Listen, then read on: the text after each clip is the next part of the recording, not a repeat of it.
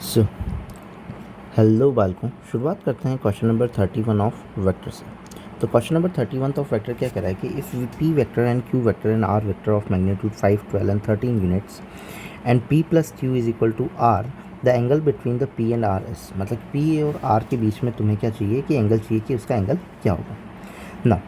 P इनकी जो quantity है वो लिखते देते हैं कि पी प्लस क्यू वेक्टर जो है वो आर वेक्टर के बराबर आ रहा है। मतलब कि जो रिजल्टेंट है वो जो आ रही है पी आर वेक्टर के बराबर आ रही है।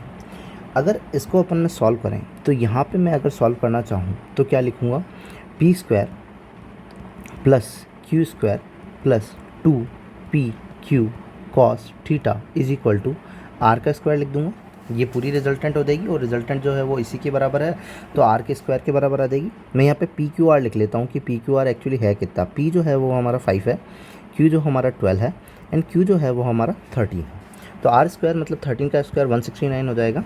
यहाँ पे 2pq मतलब कि 2 इंटू 5 इंटू 12 कॉस थीटा हो जाएगा, प्लस क्यू का स्क्वायर 144 हो जाएगा, प्लस पी का स्क्वायर 25 हो जाएगा। एज वी नो कि 144 और 25 का जो सम होगा वो 169 के बराबर आएगा, और 169 इधर जाएगा तो 2 5 इंटू 12 कॉस थीटा जो होगा वो 169 माइनस ऑफ 169 हो जाएगा। तो ये एक्चुअली में क्या हो जाएगा, ज़ीरो। और कॉस थीटा के नीचे चाहे कुछ भी रखोगे ज़ीरो अपॉन में, तो एक्चुअली में क्या आएगा, ज़ीरो।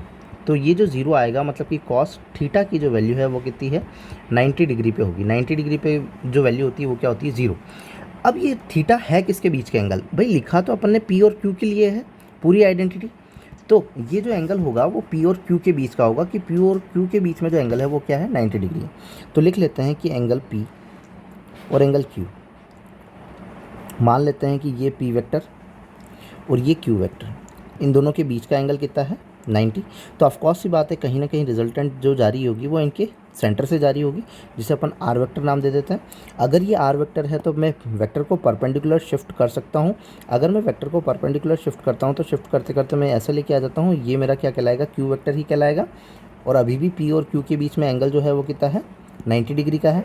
तो ये मेरा हो जाएगा क्या, क्यू वेक्टर हो जाएगा। सारी वैल्यू को अगर मैं भर देता हूँ तो पी कितना है मेरा 5 है, क्यू कितना है मेरा 12 है, और आर कितना है मेरा 13 है। अब इसको चाहिए कि पी एंड आर के बीच में क्या होगा, तो पी एंड आर जो है वो क्या है, इसे थीटा मान लेता हूँ। तो अब सारे ही आंसर किस में है, कॉस थीटा की फॉर्म में है। तो अगर ये अब अभी जो मेरा ट्रायंगल बना है वो ये बना है, इसको अलग से बना देता हूँ कि ये मेरा ट्रायंगल बना है। मेरे पास वैल्यू क्या आई है, 5, 13, 12, और ये अपन ने ले लिया थीटा, और ये हो गया 90। और ये कौन सा था अब अपन को चाहिए कॉस थीटा। तो इसमें कॉस थीटा निकालोगे तो कॉस थीटा क्या होता है, पाकिस्तान भूखा प्यासा हिंदुस्तान हरा भरा। तो बी बाय एच, तो बेस क्या हो जाएगी, 5 हो जाएगी मेरी, एच क्या हो जाएगा मेरा 13 हो जाएगा। तो theta is equal to cos inverse 5/13। तो 5/13 कोस इनवर्स। तो ऑप्शन नंबर कौन सा हो जाएगा, सेकंड। क्योंकि ये एंगल इन्होंने बोला किसके बीच में चाहिए, पी एंड आर के बीच में चाहिए, इसीलिए अपन ने कुछ इस तरीके से ट्रायंगल एक थीटा निकाला। एक थीटा से अपन ने पता चल गया कि भाई 90 किसके बीच में बनाना है, 90 बनाना है, बाकी सारे किसी को भी थीटा ले लो और उस बेसिस पे कॉस थीटा टेन थीटा जो तुम्हें पूछा गया हो वो निकाल लो, तो पी एंड आर के बीच का एंगल भी आ जाएगा। If you like then subscribe. Thank you.